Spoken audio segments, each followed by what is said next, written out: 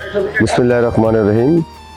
আমি যে কথাগুলো বলতে চাচ্ছি সেটা হচ্ছে বাংলাদেশের ফেসিবাদ যে বিগত 70 বছর আমাদের প্রতি, আমাদের নেতাকর্মীদের প্রতি যেই অত্যাচার, জুলুম, নির্যাতন, নিপীড়ন করেছে, মামলা হামলা থেকে শুরু করে, যেমন বিগত 70 বছর যাদের বয়স এখন 34 বছর, যারা তখন 17 বছর ছিল তখন তারা ভোটার হয় নাই, যখন 18, 19, 20 বছর হয়েছে তারা ভোটার হয়েছে, এবং এই 17 বছর সহকারে প্রায় 34 বছর তারা তাদের যে গণতান্ত্রিক অধিকার ভোট দিতে পারে নাই, ভোট দেয় নাই।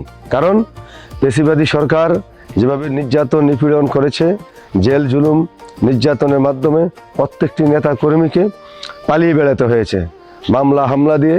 আপনারা জানেন ফরিদগঞ্জে 287টি পলিটিক্যাল মামলা হয়েছে।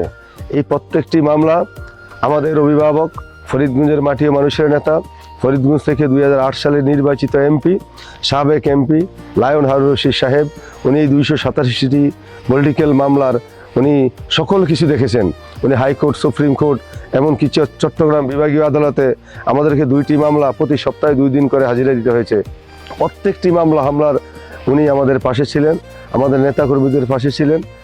আমরা চাই এখন যেই সময় এসেছে আমাদের তারুণ্যের অহংকার তারেক রহমান, দেশনেত্রী বেগম খালেদা জিয়া, ওনাকে যে ধানের শীষের মনোনয়ন দিয়ে পাঠিয়েছে, মামলা হামলা হইতে শুরু করে যত প্রকার খরচ আছে সব কিছু উনি বহন করেছেন।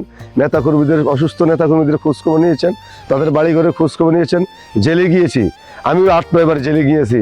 আমাদের খোঁজখবর যেভাবে নিয়েছে, আমাদের নেতাকর্মীরা, শয়ে নেতাকর্মীরা আমাদের জেলে গিয়েছে, এই জেলের নেতাকর্মীদের খোঁজখবর নিয়েছে, এবং নেতাকর্মীদের বাসাবাড়ির খোঁজখবর নিয়েছে, পারিবারিক খোঁজখবর নিয়েছে।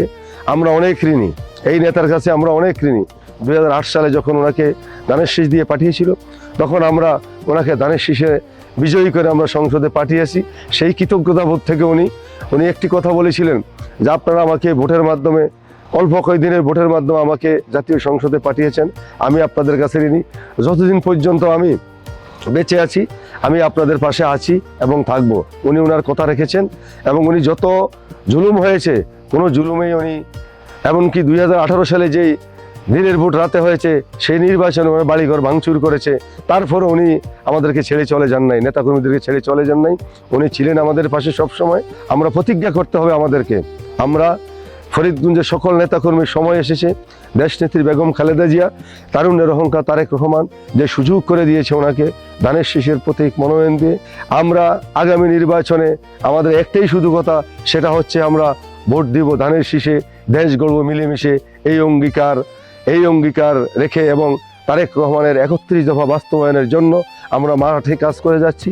আমার প্রিয় নেতা কাজ করে যাচ্ছে, আমাদের প্রত্যেকটি ইউনিট কাজ করে যাচ্ছে, মহিলা দল, ছাত্র দল, শ্রমিক দল, কৃষক দল সহকারে, জাতীয়তাবাদী ছাত্র দল এবং তাঁতি দল, শ্রমিক দল, সকল সংগঠন কাজ করছে। ইনশাল্লাহ আমরা আগামী নির্বাচনে আমরা বিপুল ভোটে জিতে আমরা এই আসনে, ফরিদগঞ্জ আসনে আমরা মিনিমাম 1 লক্ষ ভোটে জিতে আমরা বিজয়ের মালা পরিয়ে ওনাকে আগামী জাতীয় সংসদে পাঠিয়ে আমরা ওনার কিছুটা হলেও ঋণ মুক্তর দায়ভার আমরা কমাবো, এই আশা প্রত্যাশা ব্যক্ত করে আপনাদেরকে শুভেচ্ছা এবং স্বাগতম জানিয়ে আমি বক্তব্য এখানে শেষ করছি। আল্লাহ হাফেজ।